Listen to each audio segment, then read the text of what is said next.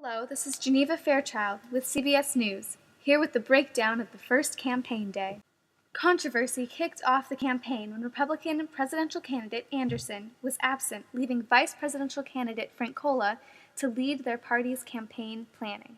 We asked a few key members of the race what they thought about this blunder. It's a shame. It's a shame for the Republican Party. I think it shows a lack of leadership, and I think ultimately the election will show how it affects the entire campaign at the end of the day.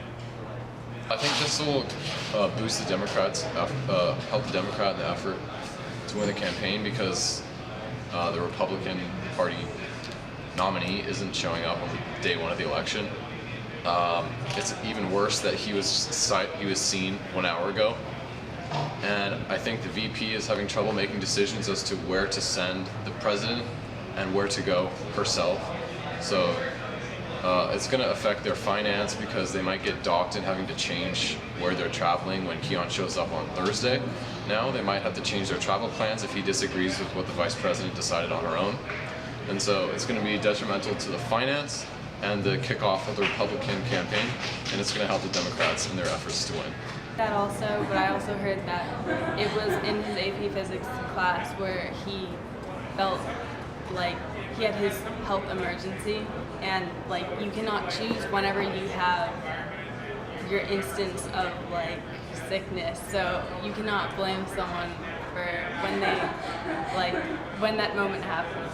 Well, every day is a key day in this campaign, and if the candidate is sick, then he's not going to be able to campaign. I think there's a certain amount of sympathy from the public when they're sick, but really overall, it's how much campaigning can be done and how fast, so it certainly will affect him. We will have to wait and see how this will affect the Republican polls.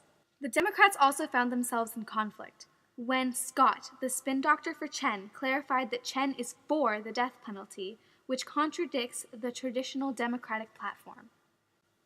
When asked for clarification that Chen is pro-death penalty, Scott said, "That's correct." We also presented him with the fact that this changes a Democratic standpoint. That might be true for many Democratic parties, but I'm supposed to be representing Kevin Chen and his views, so that's just what I had to say. And I also tried to make it clear that it is something that we would use sparingly, if at all. So it's actually not as big as a topic as many people might think it is. It was a bit controversial. I really couldn't understand whether their party was for it or against it. Democratic vice presidential candidate spoke in his home state, California. My fellow Americans, I stand here with great pride, great honor, and great dignity, speaking to you all as the vice presidential candidate for the Democratic Party. So with that, remember, my fellow Americans, there is one choice that fits all. Kevin Chen for President of the United States. Brett has a lot of charisma, and he's very loud. But aside from that, I didn't really get a lot of specifics on what the platform's for. I'm looking forward for more in the future.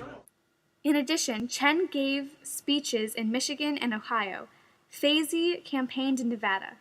Lastly, the vice presidential debate location was announced, and it will be in North Carolina on day 3. We asked each party what they are focusing on and the strengths they are promoting during this stage of the election in order to gain popularity. Michigan, we have a lot of history in that state. We saved a lot of jobs, and we hope that we can get them back on our side.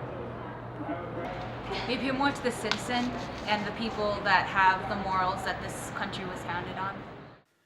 This has been Geneva Fairchild and Amir with CBS News. Thanks for watching, and tune in next time for more presidential election coverage.